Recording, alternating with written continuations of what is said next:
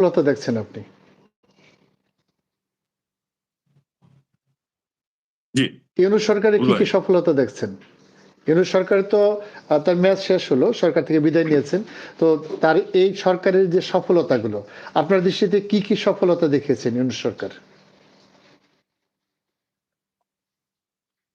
আ আমার দৃষ্টিতে যদি আপনি বলেন যে ইউনূস সরকারের সফলতা কি?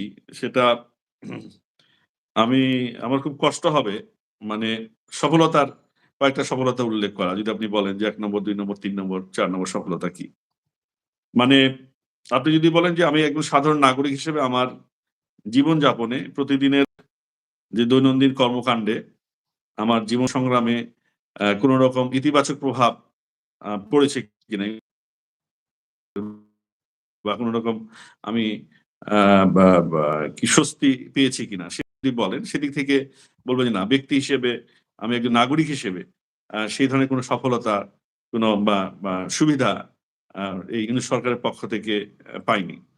হ্যাঁ?